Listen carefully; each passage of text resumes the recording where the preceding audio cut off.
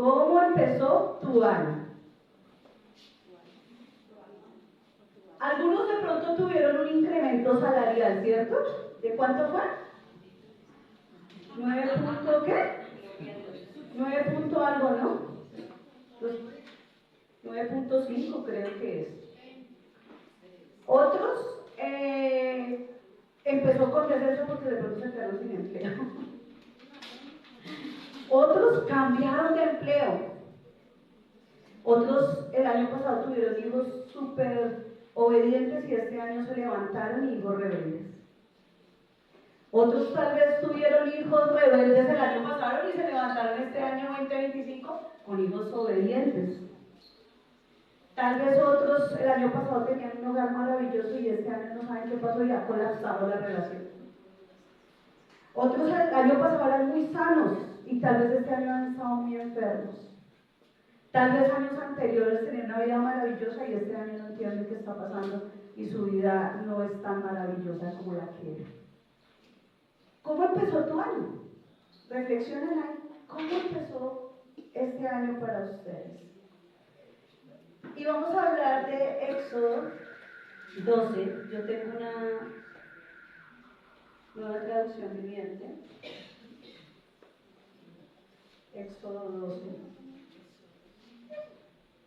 Y dice: mientras los israelitas todavía estaban en la tierra de Egipto, el Señor dio las siguientes instrucciones a Moisés y a Aarón. A partir de ahora, este mes será el primer mes del año para ustedes. Anuncien a toda la comunidad de Israel que el 10º día de este mes cada familia deberá seleccionar un cordero o un cabrito para hacer un sacrificio, un animal por cada casa. ¿Cuántos por cada casa? Un animal. Si una familia es demasiado pequeña para comer el animal, según el tamaño de cada familia y la cantidad que cada uno puede comer, el animal seleccionado deberá ser un macho de oveja o de cabra de 1 año que no tenga ningún defecto. ¿Que no tuviera qué? Ningún defecto. Me comí un pedacito en el 4, perdón. Si una familia es demasiado pequeña para comer el animal entero, lo compartirá con una familia vecina. ¿Qué iba a hacer? Compartir. Y abajo el animalito tenía que estar como sin defecto. Cuiden bien al animal seleccionado hasta la tarde del día 14 de este primer mes. ¿Qué se tenía que hacer con el animalito? Cuidarlo. Entonces, toda la asamblea de la comunidad de Israel matará su cordero o cabrito al anochecer. Después tomará parte de la sangre y la untará en ambos lados y en las partes superior del marco de la puerta de la casa donde come el animal. En la misma noche asarán la carne al fuego y la comerán acompañada de hojas verdes y amargas y pan sin levadura. No comerán nada de la carne, ni cruda ni hervida en agua. ¿Cómo debía ser la carne? Asada. Asar al fuego el animal entero, con la cabeza, las patas, las entrañas. No dejen ninguna sobra para el día siguiente. ¿Qué dice? ¿Que dejaran un poquito para mañana? No. Quemen todo lo que haya comido antes de la mañana. Estas son las instrucciones para que cuando coman esa comida estén totalmente ¿qué? Vestidos. O sea, ellos no podían ir a comer con la ropa que habían ido a matar el animalito. Tenían que lavarse, arreglarse, ponerse bonitos para el momento de la cena con su familia. Lleven pues las sandalias y tengan su bastón en la mano. Coman deprisa, porque es la Pascua del Señor. Esa noche pasaré por la tierra de Egipto y heriré de muerte a todos los primogénitos varones y a la primera cría macha de los animales en la tierra de Egipto. Ejecutaré juicio contra todos los dioses de Egipto, porque yo soy el Señor. ¿Quién era el Señor? Jehová. Pero la sangre sobre los marcos de la puerta servirá de señal para indicar las casas donde ustedes estén. cuando yo vea la sangre pasaré de largo. Esa plaga de muerte no los tocará a ustedes cuando yo hiera la tierra de Egipto. Hasta ahí, ¿por qué el Señor decía que necesitaba la sangre para reconocer que ellos no eran los que iban a morir? ¿Será que Dios no sabía que ellos eran del pueblo de Israel? Y entonces, Él quería ver, era la obediencia de ellos. No quería ver si porque el Señor todo lo sabe. Señor, ay, no necesito la marca para pasar. Ay, esta casa está marcada. No, era su obediencia. Este será un día para recordar. Cada año de generación en generación deberán celebrarlo como un festival especial al Señor. Esta es la ley para siempre. Durante 7 días tendrán que preparar sin levadura todo el pan que coman. El primer día festival, quiten de su casa todo rastro de levadura. Cualquiera que coma pan con levadura en esos días de festival quedará excluido de la comunidad de Israel. El primer día del festival y también el séptimo, todo el pueblo celebrará un día oficial de asamblea santa. Está prohibido hacer cualquier tipo de trabajo en esos días, excepto para la preparación de alimentos. O sea, el trabajo no era ir para traer comida a su casa, el trabajo era diferente, ir a preparar la ofrenda del Señor. Celebren el festival de los panes sin levadura porque les recordará, escuchen esto muy bien, les recordará que este mismo día yo saqué a sus generaciones, a sus gran multitudes de la tierra de Egipto. Este festival será para ustedes una ley perpetua. Celebrarán este día de generación en generación. Hay varias cosas importantes allí. ¿Cómo estaba Israel en ese momento? Atribulado. Estaba atribulado porque era un pueblo esclavo en ese momento. Los estaban subyugando. Y como más crecían, más trabajo les colocaban. Entonces, hasta ahí habían hecho y deshecho Egipto con el pueblo de Israel. Los tenían muy mal. Ellos estaban mal porque estaban en una tierra desconocida, bajo leyes de un pueblo desconocido. Yo hace unos días estuve viendo una serie turca y en la serie turca salía, me gustaba porque hablaba de los imperios. A mí me gusta mucho la historia, y a mi esposo también. Entonces hablaba de los imperios y por eso me gustó esa serie. Y de las guerras imperiales y todo o sea, cosas que pasaron. Y yo me aterraba de una mujer que era rusa que llegó al Imperio Otomano. Y yo miraba esa serie y me sorprendía de cómo esa mujer tuvo que adaptarse en algunas cosas físicas de su ropa y todo a esa ley otomana. Pero ella logró ser casi un emperador ahí, porque esta mujer, de su actitud no le pudieron cambiar nada. Le cambiaron su vestuario, pero su carácter, ni su religión le cambiaron. Ella tenía que fingir que adoraba a Alá, pero ella tenía una cruz, porque ella había conocido a Cristo. Y yo me sorprendía porque decía, impresionante cómo algo que usted es tan radical y estando en otro lugar, aunque usted quiera vestirse como ese lugar, quiera comportarse como ese lugar, hay algo en usted, una esencia que le hace ser diferente, que le hace ser de donde usted viene, de su cultura. Mi hermano está en Nueva Zelanda y él en Navidad dice que extraña a Colombia siempre. Dice, estos más aburridos que no... Uno acá se aburre del ruido y él allá estaba acostumbrado a ese ruido, que cuando están en otro país extrañan la comida, extrañan la cultura, hasta los trancones yo creo que extrañan. Uno dice, ay no, pero cuando están en otro país, yo creo que se extrañan tantas cosas. Cuando él vino en una ocasión, ya hace unos añitos, llevaban harto sin venir, nosotros le hicimos una bienvenida. Y cuando él entró, le pusimos Colombia, tierra querida. Y ellos entraron con su familia y lloraron, porque pues él ya llegó con su esposa y sus hijos. Porque era esa nostalgia. de estar en su tierra. Y cuando uno ve el pueblo de Israel, imagínense el pueblo de Israel cautivo en una tierra extraña, aunque en un principio parecía todo muy bonito, es difícil. Es difícil estar usted en una tierra extraña. Yo siempre pongo este ejemplo para decirle a alguien que sea del país que es estar en una tierra extraña y tenerse que acostumbrar a ella. Es como cuando usted se casa, después de los 3 primeros meses de matrimonio, que todo es una luna de miel, usted empieza a estar en una tierra extraña. Pero ¿por qué deja los interiores ahí, hombre? Porque su cultura era otra. Pero ¿por qué pone eso ahí? Pero yo cocino así, pero mi mamá me cocinaba así, pero porque usted está en una tierra extraña. Para que logre adaptarse en esa tierra extraña, tiene que formar una sola cultura con la pareja. Y eso lleva tiempo, eso no es de hoy a mañana.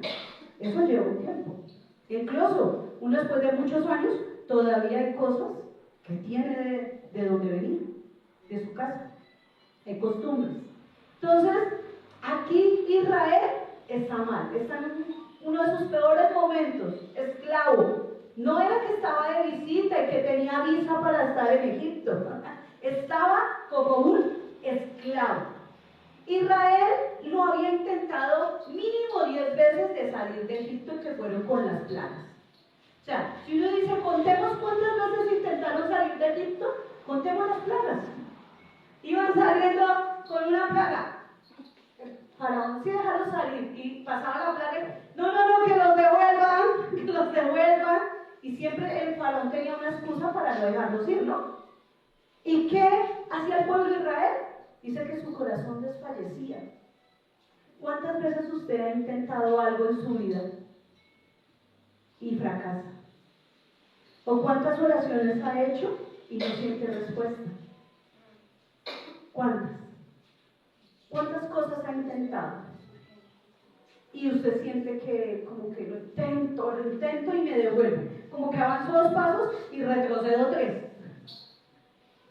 Y así es todo. Le decíamos a un chico que quería casarse, o quiere casarse. Entre más usted se enfoque solo en eso, más largo se le va a hacer el tiempo. Israel tuvo un problema. Ellos no se enfocaron en el Dios que les demostró con las plagas que era más Dios que los dioses de Egipto. No, ellos no se enfocaron en eso, ellos se enfocaron en que los devolvían. Yo decía, uno a veces le falta inteligencia para creer en el Señor, porque así nos pasa a nosotros. Nos enfocamos en el problema. Y cuando Dios hace un milagro, oh, gloria a Dios, vengo a adorar al Señor, pero resulta que viene más adelante otro problema, ay, ¿dónde está el Señor? ¿Qué se hizo este Señor? ¿Qué tanto voy a busco en la iglesia los domingos? Y no lo digo porque les pase a ustedes, hermano, lo digo porque a mí me ha pasado. Mi fe ha flaqueado. Israel flaqueaba. Israel le peleaba a Moisés. Israel le decía, venga, ya estamos cansados, que nos devuelva. Y antes nos ponen cargas más pesadas, nos castigan porque tú vas y haces el pedido de que nos dejen salir de Egipto. Enojados. ¿Cuántas veces te has enojado con el Señor? Ay, Señor, pero si ve, uy, es que todo lo que yo hago y eso para que no hiciera nada. Y nos enojamos. Y Dios trae un milagro. Ay, sí, papito Dios, gracias. Nosotros teníamos en una iglesia una viejita hermosa, una mujer de oración. Y cuando Dios le respondía algo, ella era, siempre. Yo me acuerdo mucho de ella con sus brincos y sus besos. Pero ¿será que siempre brincamos así? O a veces nos enojamos con el Señor. ¿Y qué pasa? Y nuestra fe, yo ya este domingo como que no voy a la iglesia porque eso, es que trabajaría hacer las cosas que hay que hacer. ¿Cierto? Pasa. En nuestro corazón pasa. Yo mejor voy a dejar de hacer esto más. Este país está mal. Eso mejor voy por el hueco. Esa es nuestra fe. Esa es la fe que viven los colombianos. Pero hermano, no debería ser nuestra fe los cristianos. Podemos ser colombianos, pero somos colombianos cristianos. Nuestra fe debe ser otra, a otro nivel. El Dios que mandó plagas, que tuvo ese poder, Israel debe haber dicho, es el mismo Dios que me va a sacar de la esclavitud. El Dios que ha hecho cosas en su vida es el mismo Dios que le va a dar la victoria sobre la crisis que usted está viviendo en este momento. Es el mismo Dios. No deja de ser Dios. Dice la Biblia, no hay sombra de variación en Él. Él no cambia. Él es inmutable, que no cambia para nada. Sigue siendo Dios. Dios no envejece y se vuelve bebé. Es Dios soberano, está por encima de nosotros, hermano. Amén. Y solo lo vamos a encontrar en nuestra fe, en nuestra confianza en el Señor. ¿Cuál es su fe? ¿Cuál es su confianza? ¿Cómo arrancó este año? ¿Así? Porque a veces nos portamos así, ¿cierto? Nuestro semblante, así, mal. Yo no he dicho, no, sí, está difícil.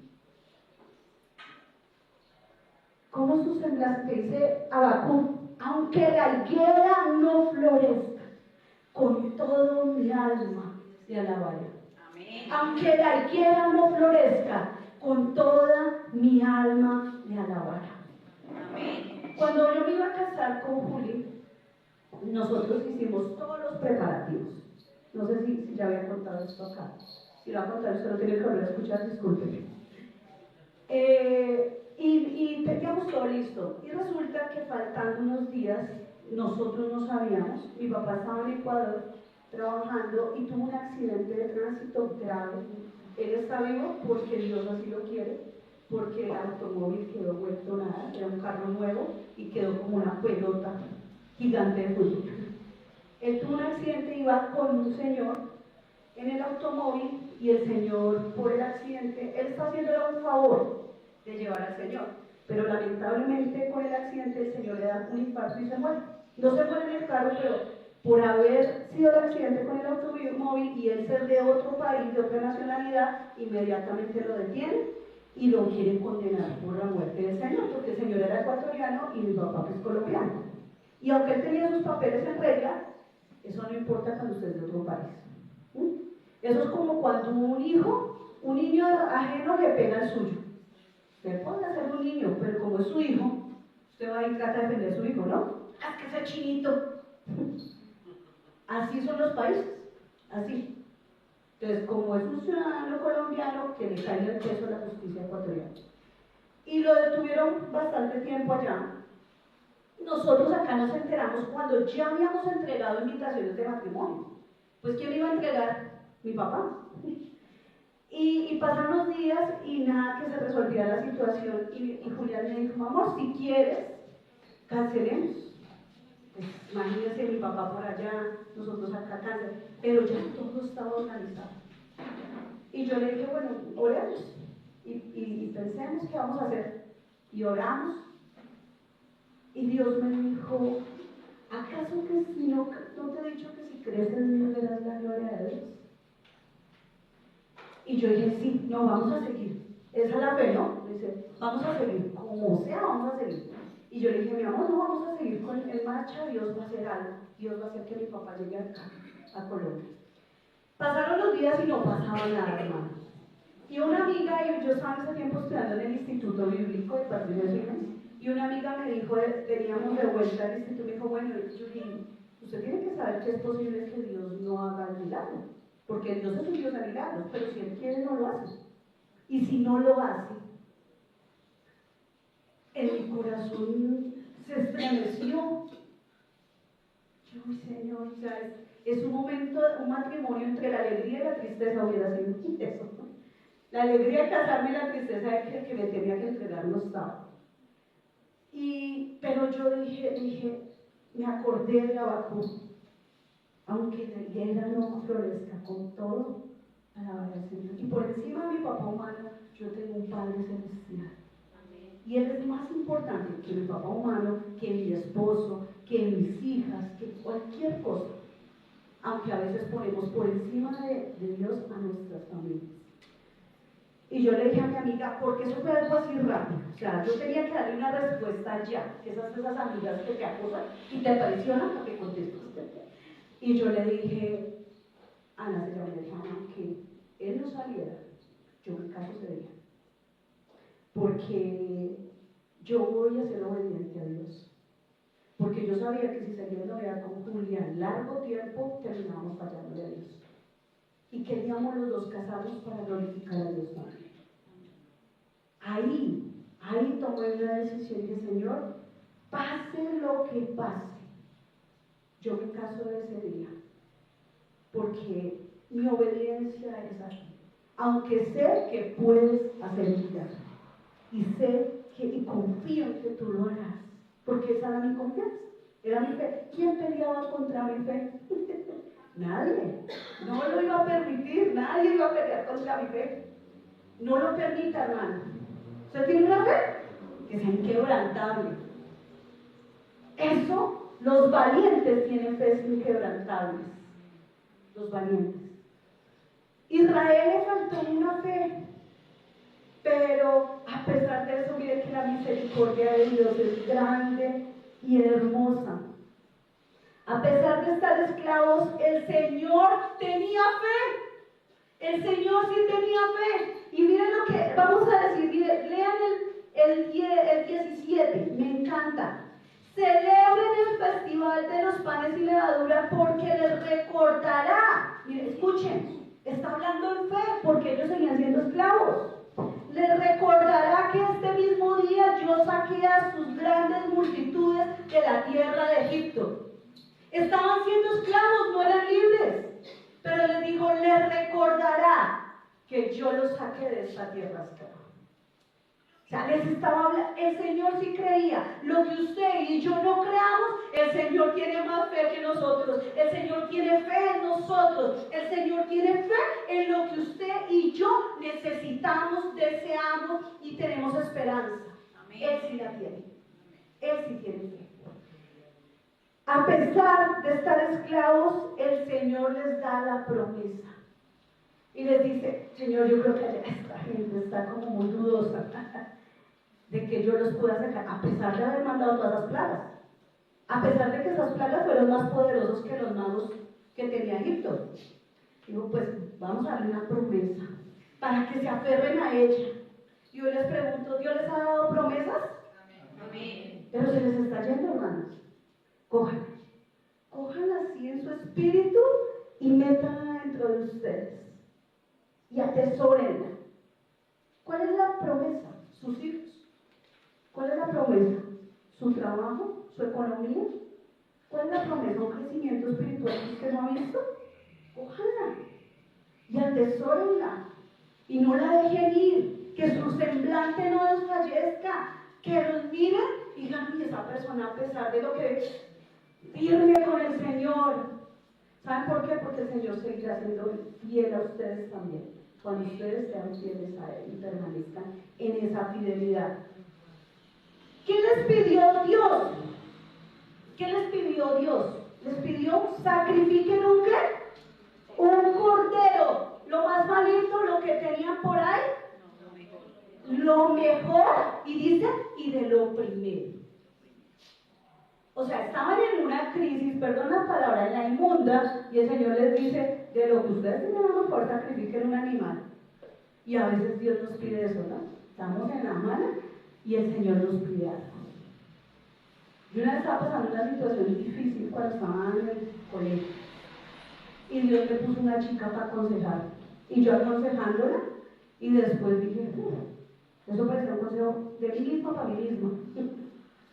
¿No les ha pasado? Pasa. Dios nos hace con brazos alentadores, aunque usted esté que los baja. Y les piden un corderito y ellos mal. En una mala situación, estaban en una crisis terrible. ¿Qué has dado tú al Señor? El pueblo de Israel decidió dar su corderito y su oveja y obedecer. ¿Qué le has dado tú al Señor este año cuando iniciaste? ¿Tu queja? ¿O dijiste, Señor, heme aquí, envíame a mí? Un día mi hija convulsionó, la pequeña, que tenía una fiebre muy alta. Y yo salí a correr con ella en los brazos, buscando a alguien que me auxiliara a correr una calle larga. Y solo hice esta oración, dije, Señor, te la entrego. Yo quiero que guardes su vida, pero no es mi hija, es prestada, te la entrego. Yo sabía que el Señor se la podía llevar. La vi, botaba babitas desbolsadas, o parecía muerta. Y puede entregar a mi hijo, ¿cierto? Yo sé que acá hay gente que tiene que entregar a sus hijos. Y cuando estoy en esta situación, me doy cuenta que a veces no entregamos nada. Porque entregar un hijo es difícil. Entregar un sentimiento. Acá los jóvenes dirán, pero sabe qué sentimiento. Yo también fui joven, como dice la canción. Y también me enamoré de otras personas que no eran mi esposo. Y me gustaron, y me pegué unas tragas más bobas. Y después estaba sufriendo. Y yo, ay, soy cristiana y te busco, Señor. Y Dios nos lleva a entregar esos sentimientos. Cuando Dios te dice, esa no es, o él no es, no importa si es cristiano o no. Yo me enamoré un tiempo de un muchacho que iba a la iglesia, que era juicioso en la iglesia. Pero Dios me dijo, no es él, es que todos los que van a la iglesia no son hermanos. No espere que, si usted chico está acá, chica, porque a alguno la chica le gusta y está fijo es, pues ore y tenga fe, pero no, Dios no le está diciendo que es, no se enoje después con Dios si no es. ¿Sí? No todos son nuestra alma gemela, hay un alma gemela para uno, una media naranja, no cientos de naranjas. Y a veces peleamos con Dios por esas cosas, ¿cierto? Nos enojamos con el Señor por todo esto. ¿Qué has entregado tú al Señor? ¿Qué les estaba entregando? A veces hay cosas sencillas como la economía. Entregarle la economía a Dios, qué cosa tan difícil para algunas personas. Algunos tienen dificultades en entregar a sus hijos, pero a otros no les importaría entregar a sus hijos, a otros les cuesta su dinero, lo que toca su bolsillo. Y sabe, Dios nos pone a prueba a todos en todo, hasta que pule nuestras vidas, hasta que nos procesa. Dice la Biblia que nos procesa por el fuego. ¿Por dónde pasamos? Por el fuego. Porque el oro es procesado por el fuego para saber qué es oro. ¿Usted qué clase de elemento es oro? ¿Usted brilla de verdad? Y si es procesado por el fuego, sigue brillando, se convierte en hojarasca. ¿Qué es usted? Cuando se procesa el oro, se tiene que derretir y deja de ser, si era una joya así, deja de ser así y se derrite. Ahora la pregunta es, cuando usted está derretido en el proceso, ¿qué tipo de elemento se convirtió o desapareció en el proceso? El oro no deja de ser oro aun cuando esté en el fuego. ¿Usted qué se convirtió en el proceso? Israel estaba en un momento difícil y tenía que entregar algo al Señor.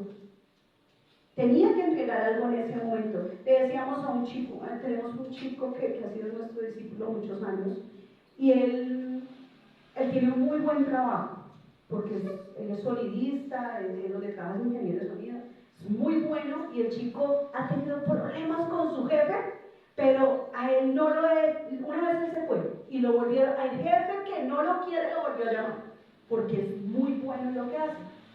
Él trabaja para una empresa grande de acá en Bogotá, y él gana muy bien, y nosotros hablamos con él del diezmo porque le cuesta diezmar, y él nos decía, es que imagínense, si yo gano 4 millones me toca ganar 400, y era así que dije, y vas a ganar 40 millones y te va a seguir costando, porque cuando yo con el millón, con los 100,000 que puedo ganar, no cedo a Dios lo que le corresponde a Dios, no porque yo le deba dar a Dios, sino porque Dios me dio primero. Usted le da a Dios porque Dios le da primero a usted.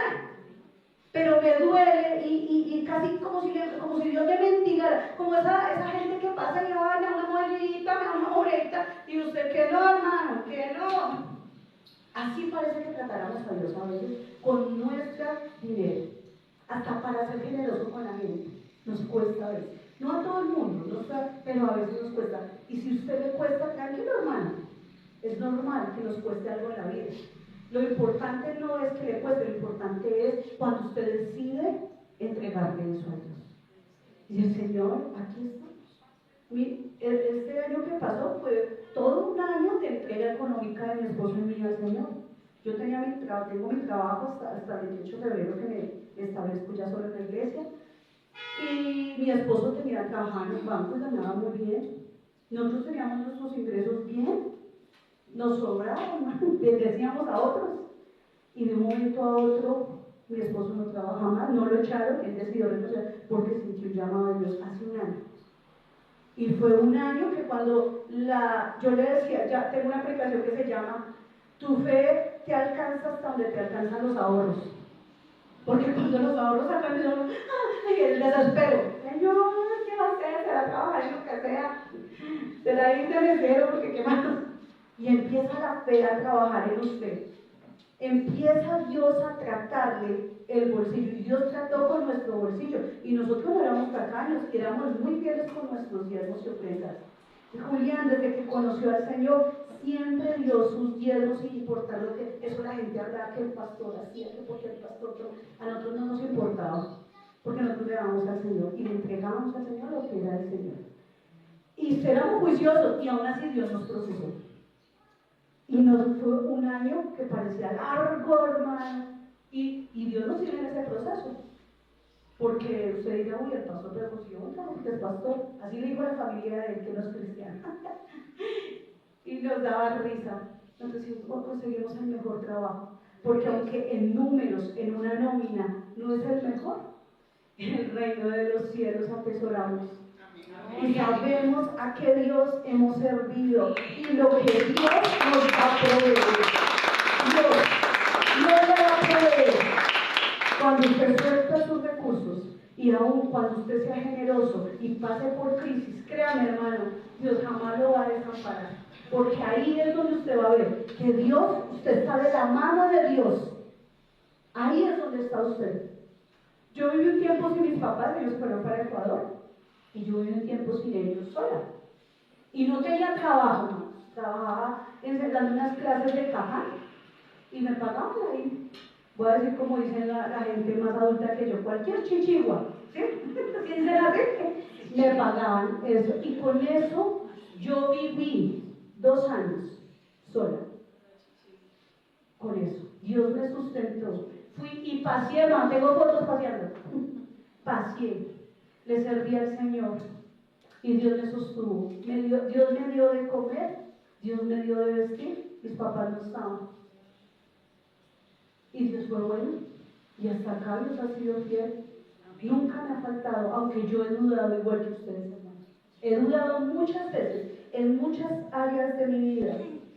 Dios les pidió algo más en su crisis, estar en comunión con su familia, con su vecino. Dijo, si lo que ustedes tienen es muy grande para ustedes 4, pues llamen al vecino. Imagínense si no se caía bien con el vecino de lado. Señor, ¿y no podemos guardar con ellos? ¿Cómo está usted con su vecino? Una vez me pasó algo, me hasta vergüenza contárselo, pues se lo voy a contar porque acá no somos figuras que hacemos todo bien, somos humanos. Y yo siempre digo, Señora, apiádate de mí, simple mortal que soy. Una vez, ¿cuál es la manera? Bueno, no sé por acá, pero donde yo vivía, siempre hay la esquina de la basura, ¿sí? Hay esquinas de basura. Y pues, ¿cuál era mi mala cultura? Yo recogía mi basura y la llevaba a la esquinita. Y un día, yo la dejé en la esquina, me fui para la casa y me salí y me organicé para ir a trabajar a la iglesia, hermano.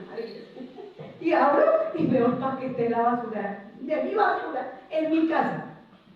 No había nadie por ahí. Y a mí me dio una rabia. Yo, tan atrevidos, ¿cómo van a dejarme esta basura ahí? Y yo la dejé allá, se pasar al carro de la basura. Y me fui. Y el Espíritu Santo me dijo, atrevida, atrevida tú, que llevaste tu basura a la casa ajena. Cosa sencilla, ¿cierto? Pero en donde el Espíritu le habla a uno. Porque es tan atrevido llevar la basura que yo, y desde ahí, nunca más hice algo así. Así vengan los señores que recolectan, así venga el perro y rompa, no me importa, es mi basura, yo me toca solucionarlo a mí. ¿Dónde deja usted su basura? ¿No?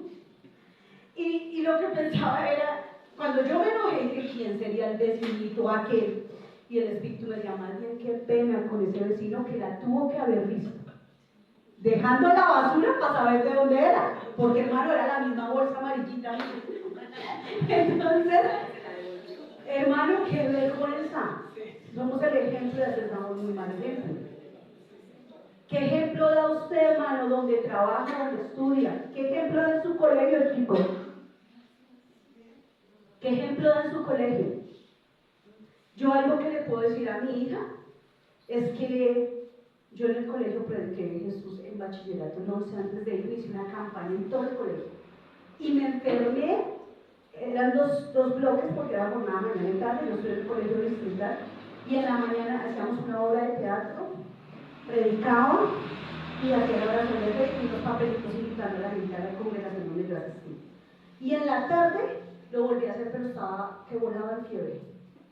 No sé de dónde salís que ese era con fiebre, el diablo, ¿de verdad? El diablo, haciendo las suyas, pero dije, voy a hacerlo hasta el final de la jornada. Y era una chica adolescente. Por eso cuando un joven dice, no es muy difícil, sí, es difícil porque yo fui joven y es difícil en esta sociedad, pero no es imposible, tampoco nada del otro mundo. O sea, no es que, ay, no, soy, mejor dicho, no sé, necesito pies de nubes para no caminar sobre el pecado. No, ¿qué va? Usted puede ser de testimonio, usted puede ser una niña responsable, usted puede ser un chico obediente, usted puede ser un muchacho que se guarde para la chica que Dios ha de tener, usted puede ser una chica que no ande de novio en novio, porque no, usted no debe, es que usted no tiene por qué comportarse así, no hay nada, no hay excusa, ay, es que no tengo papá, es que no tengo mamá, es que son puras excusas. Conozco gente profesional que no tuvo nada en la vida, nada, que no le ayudaron con nada, y aún así hoy en día son personas honestas, responsables, y no acusan a sus papás por no ayudarles, sino al contrario dicen, gracias papá y mamá por lo que me alcanzaron a dar, y los bendicen. Mi esposo es uno de esos. Yo puedo hablar muy bien de mi esposo, yo lo conocí y ese pagó su carrera. Un día fuimos a un parque y me reía porque yo nunca he tenido zapatos rotos. Y estábamos en el parque jugando y él llega, ya éramos novios, el novio, y llegó con zapatos rotos. Y yo lo miraba y yo como que me hacía atrás para taparle los zapatos. Yo no sabía ni cómo hacerme para ayudarlo. Y yo le dije, y es que Julián es muy fresco para muchas cosas, hombre a la final, ¿no? Le dije, oye, es que tiene los zapatos rotos. Y Julián, yo dije, se le va a dar pena. ¿Qué? ¿Será así? Y yo, como, ¿y qué no piensas hacer nada? Dice, sí, lo que pasa es que, pues, es o comprarle zapatos nuevos o pagar la carrera. No, a mí eso por allá me partió el corazón, ya me dio pena a mí haber dicho eso. Y él se pagó su carrera y jamás he visto que reproche a su mamá. Su papá prácticamente los abandonó. Él está por ahí, pero no ha sido un muy buen papá. Pero Julián es un excelente hijo. Odia que hablen mal de su papá, ¿no? Cuando mis papás han escuchado a Julián hablando mal de su... Y aunque yo a veces digo, ay amor, imagínese tu papá vino a conocer a nuestra hija a los 2 años, y eso que la chinita se parece bien a él porque él es moreno y la china también es morena. Y no la conoce sino hasta que tuvo 2 años. Y él, amor, es así, tranquilo, amor, Dios hará la obra. Y yo, una mujer es más difícil con esas cosas, ¿no? Pero relajado. Entonces, pero mi esposo a pesar de eso está bien con su familia. Él es un buen testimonio. Y yo aprendí a dar testimonio a los vecinos, nunca más dejé la basura por ahí. ¿Usted cómo está con sus vecinos? ¿Cómo está con su familia? ¿Con sus hijos? ¿Cómo está con sus hijos? Hermano, si usted está mal con sus hijos, con su esposa, su esposo, no sé cómo, hermano, pero arregle esa vaina. Usted no puede estar mal, porque usted es la luz en medio de la oscuridad. Y dice que la luz no se ponga debajo, porque no alumbrará. Que la luz se ponga encima. Hermano, que el orgullo que le hace ser oscuridad, lo deje por allá para que usted pueda hacer luz en medio de la oscuridad. Sea luz con su familia. Si usted lleva años sin hablarse con su familia, busque luz, al menos para predicarles de Jesucristo. Al menos para darles un abrazo. Hace unos días tuve un sueño con una prima que hace rato no me hablaba. Y yo le dije, mira, tuve un sueño contigo y quiero contártelo, pero más importante que este sueño, quiero que nos veamos. Hace mucho no nos vemos y siento en mi corazón que tú necesitas hablar con él y quedamos que la primera semana más nos veíamos, porque yo ya salgo del trabajo, entonces tengo un poquito más de tiempo. Hay gente que necesita, nosotros creemos a veces, no, nuestra familia ya ha conocido del Señor, esos que son inmaduros, ahí les gusta el mundo impíos. Y nosotros supone que hablamos de amor, dice amarás a tu prójimo como a ti mismo. Y cuando alguien no nos hace una llamada técnica para saludarnos, uno, esos pastorcitos no tienen ni llama, y lo buscan a uno. Dice que a uno no le importa. Yo siempre he hecho ese cuento que a uno no le importa, es pura mentira, a uno sí le importa. A uno sí le gusta que lo llamen, a uno sí le gusta que lo saluden, aunque vean el teléfono, uy, es el pastor, colgar. Hay que llamar. Y cuando ese pastor ese día deja de llamar, ¿qué pasará? ¿Será que ya ni me recuerda? Eso ya me consiguió un reemplazo. Es importante. El Señor nos mandó a estar bien con nosotros. Ahora, Dios también les dio otra orden. En el versículo 17, Dios les mandó a celebrar. ¿A qué? A celebrar. Y se celebrarán. ¿Cuántas veces ustedes celebran? ¿Qué celebra? Yo no sé si alguien tiene que preguntar. Sí, ya tengo que mirar la hora porque si no terminamos mañana, ¿no? ¿Qué es celebrar? Es una fiesta, ¿cierto? ¿Y cómo está usted? Con gozo. Al matrimonio, ¿quiénes son los primeros que llegan? ¿La novia? Los invitados. ¿No se han dado cuenta que si no llegan muchos invitados, dicen, no, dígale a la novia que no venga todavía? Dígale al novio que se espere. ¿No? ¿Quiénes son los primeros que llegan? Los invitados. ¿Esta qué es? La iglesia del Señor, ¿cierto? ¿Y a quién venimos a adorar? Señor. Al Señor. ¿Quién nos ha invitado? El mismo Señor. O sea que ¿quiénes son los primeros que llegan a la iglesia? La iglesia debe llegar, los que ya son convertidos en la fe. Al que es nuevo, yo le acepto que llegue tarde. Pero al que no es nuevo y que conoce de Cristo, no debería llegar tarde a la iglesia del Señor. Yo sé que uno dice, no lo estoy haciendo por mí. No, hermano, eso llegó más tarde la mayoría. No se preocupen por todos. Yo aprendí a llegar temprano a la iglesia. Porque tuve un pastor que era así. Mi primer pastor era. Voy a decir cómo dicen ustedes, una cuchilla. Así uno en las reuniones, 5 minutos tarde nos cerraba la puerta. Y un tiempo en la iglesia, me acuerdo esa primera vez, nunca se me olvidó porque para mí fue terrible.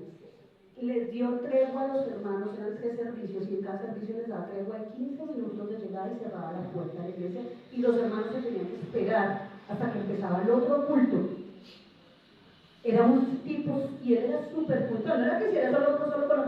Yo doy fe de que era supremamente puntual. Él se iba, si tenía que estar a las 8, llegaba a las 7 en los lugares, y esperaba. Y no regañaba a nadie si llegaba a las 8, porque él sabía que estaba al horario. Pero si llegaban después, hasta que él fue pastor de pastores, regañaba a los pastores por impuntuales. Y me caso yo con un esposo también puntual. No, hermano, hombre, Julián para las cosas del Señor o para su trabajo, ¿no? Él se iba así fuera sin desayunar. Súper puntual en sus cosas. Muy cumplido en sus cosas. Pero yo aprendí que si es al Señor al que yo vengo a adorar, ¿a quién voy a adorar si llegué solo a la palabra? Llegué al amén. O llego y está bien saludar. Yo soy amante de saludar, yo me saludo a medio mundo. Pero rapidito me dispongo a adorar. Es mi momento. Me voy a ir y ya no lo voy a repetir hoy. Ese es mi momento. No dejamos de ser iglesia afuera. Pero usted no va a levantar ahí las manos en la calle adorando. No lo va a hacer. ¿Dónde lo hace, hermano? Aquí, en la iglesia. Este es el lugar, esta es la comunidad. La Biblia nos enseña. El Señor ni siquiera le dijo al pueblo, adoren todo el tiempo. No, le dijo, en la celebración, va a haber una celebración. Convoca a la asamblea. Ustedes son la asamblea, hermanos. Yo sí les exhorto a aprender a ser un poquito más puntuales. Hay situaciones. Yo sé porque tengo 2 niñas. Nos tocaba turnarnos con mi esposo. Llegaba el uno primero y llegaba puntual, y el otro que se encargaba de las niñas, arreglos, llegaba después. Y así, y nos tocó mucho tiempo así, organizarnos. A veces iba mi esposo, tenía que estar a las 6 de la mañana, donde nosotros servíamos, llegamos a las 6 de la mañana y estábamos en servicios porque éramos los líderes de la iglesia. Y mi esposo iba, llegaba al devocional, el devocional era de 6 a 6:30, a las 6:30 arrancaba en el carro y se iba otra vez por mí, porque yo iba con las niñas. Y se devolvía conmigo con las niñas, las teníamos desde las 6 de la mañana algunas veces, yo ya las veces en pijama, pero aprendí que eso era pasión. Al principio, ay, pobrecitas mis niñas. Y un día el pastor me dijo, no, pobrecitas nada, pobrecito el diablo que perdió la gloria de Dios. Gloria a Dios, sus niñas crecen sirviendo al Señor. Gloria a Dios, sus niñas crecen sabiendo que a la iglesia se llega temprano. Mi hija dijo anoche, no mami, dijo, mañana me levantas a las 6, porque ella quería estar puntual en el culto. Ella se acostumbró a eso también. Y hace 8 días bajamos un poco tarde, aunque hemos estado en el devocional, y ella dijo, no podemos volver a bajar. Me dijo el martes, ¿a qué hora llega usted a servirle al Señor? Hay excepciones. Tranquilo, hermanos, que no nos vamos a quedar mirando usted que no llega. Pero en su corazón piense, ¿qué le está dando a Dios? ¿Cómo está celebrando si no llega al culto completo? ¿Cómo celebra?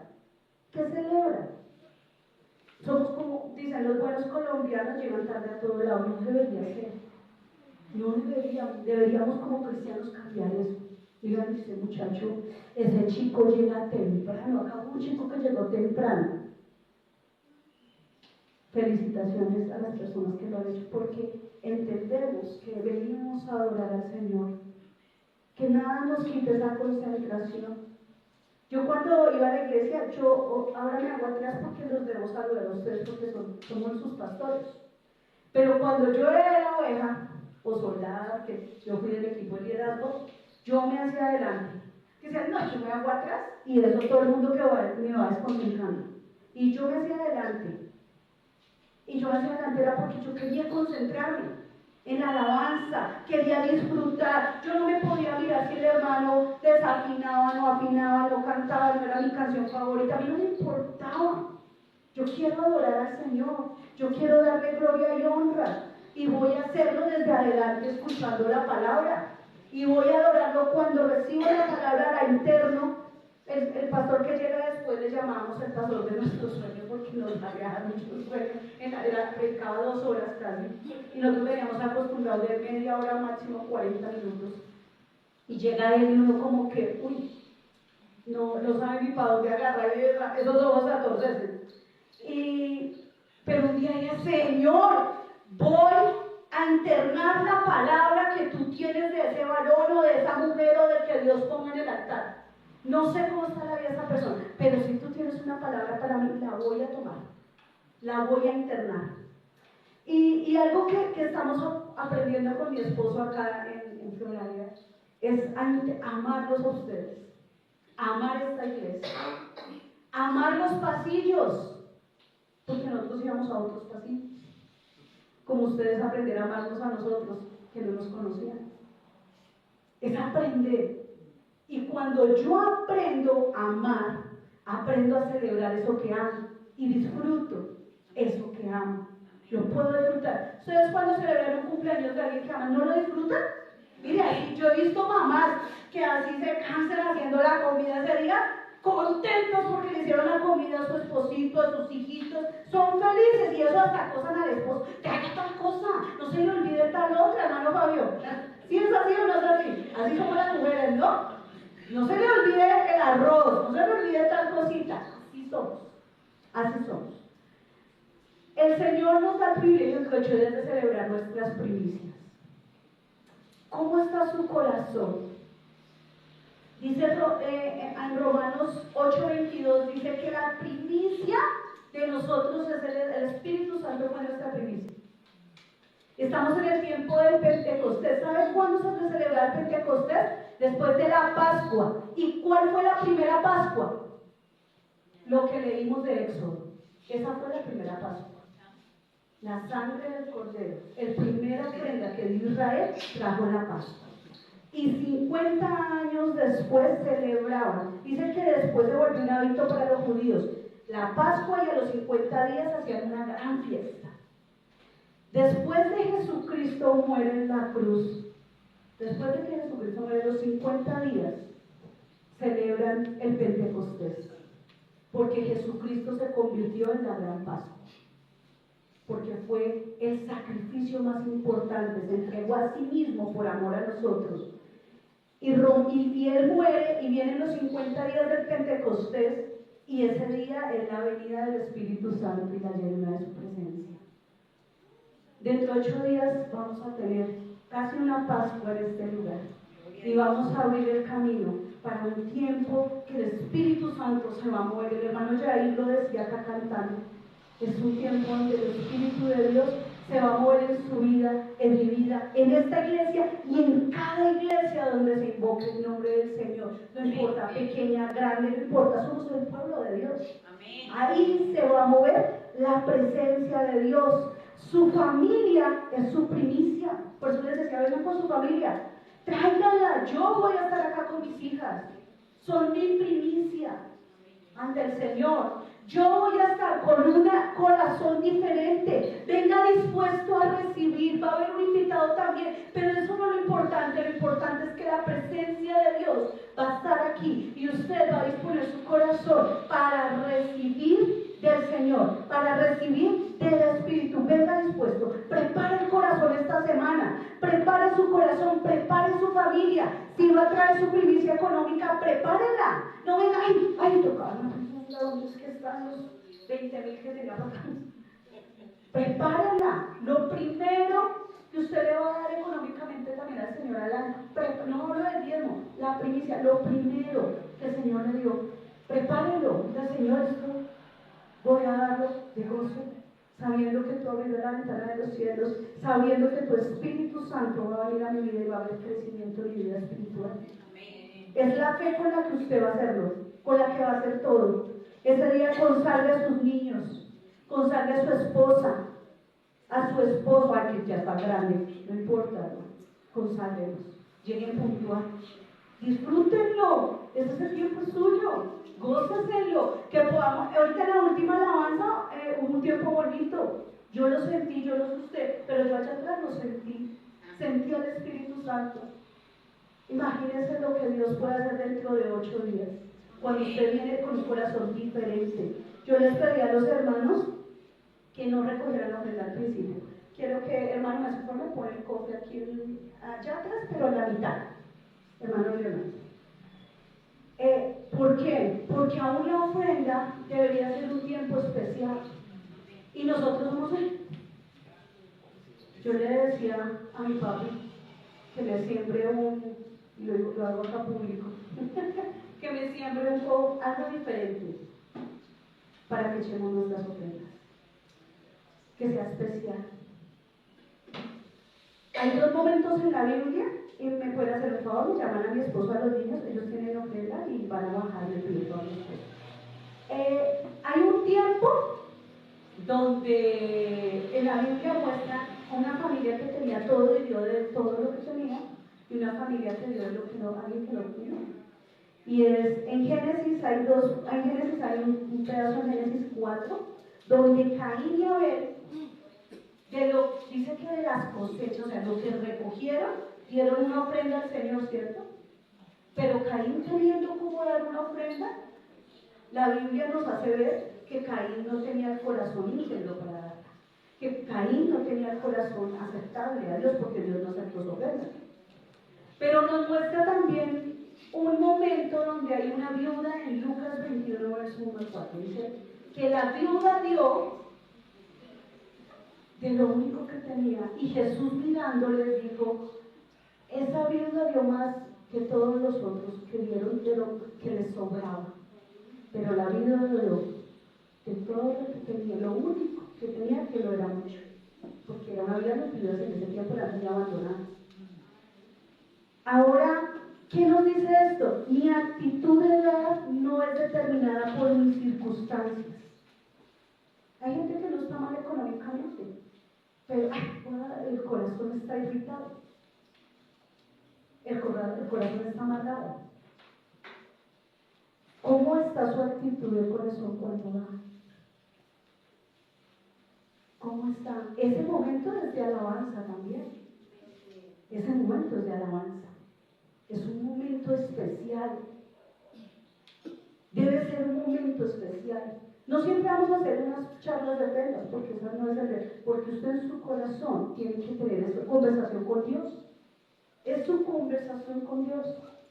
Yo cuando siembro, yo lo hago y voy a deposito y yo, gracias Señor.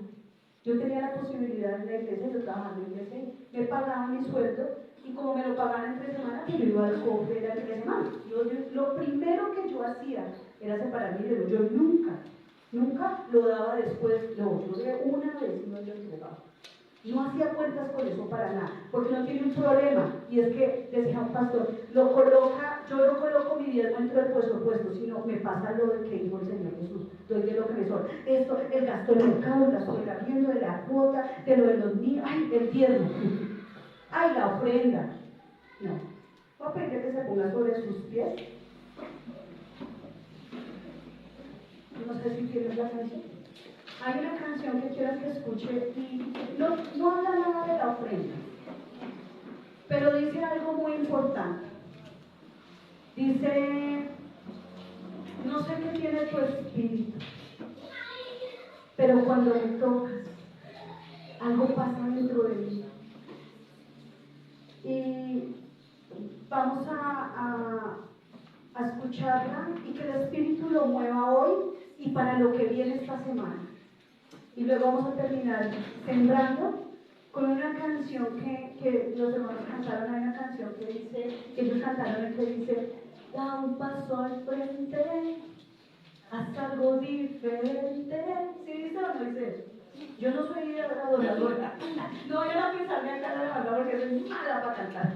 Pero yo le presto atención a la letra de lo que mis hermanos cantan.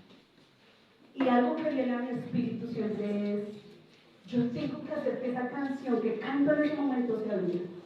Entonces vamos a escuchar una canción que va a sonar mientras que los hermanos de la alabanza se acomodan.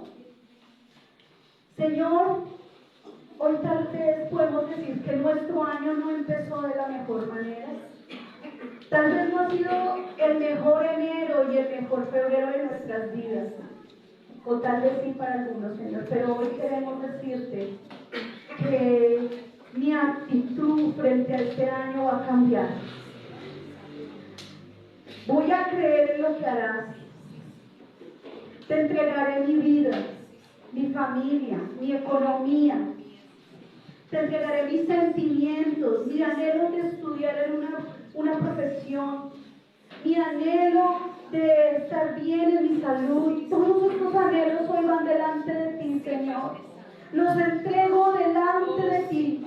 La ofrenda de hoy, Señor, la entrego delante de ti, mi Rey. Y quiero que tú toques mi vida, Espíritu Santo, porque a veces estoy seca, estoy seco. Necesito que tú toques mi vida para poder hacer esa primicia de este año. Espíritu de Dios, muévete hoy en este lugar, Señor. Muévete en mis hermanos, mira sus crisis, mira sus dificultades. Tal vez la tristeza que les ha invadido, tal vez han estado frustrados porque no saben las cosas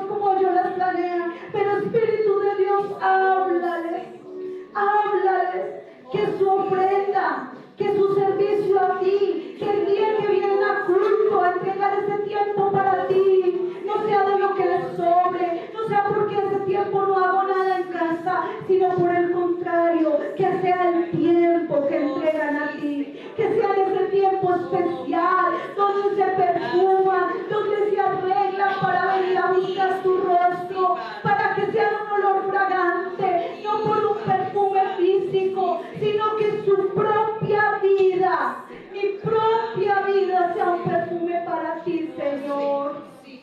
Oh, Espíritu de Dios, muévete en este lugar, Señor. Muévete, Dios, en la vida de mis hermanos. Muévete, Señor. Tú que eres grande, Dios. Toca mi espíritu, Señor, hoy. Toca mi espíritu hoy, Señor. Conmueve mis pensamientos. Conmueve mis sentimientos, Señor. Conmuéveme. Conmuéveme para que yo pueda hacer algo diferente. Para que pueda ser un joven diferente. Un niño diferente. Un adulto diferente. Que realmente seamos alguien distinto. Que realmente marquemos la diferencia, Señor. Mira nuestra ofrenda aquí delante de ti. Hoy la damos de una manera distinta, conscientes de que tú eres nuestro sustentador, conscientes que hasta aquí tú nos has ayudado, conscientes, Señor, que tú eres bueno. Gracias, Dios.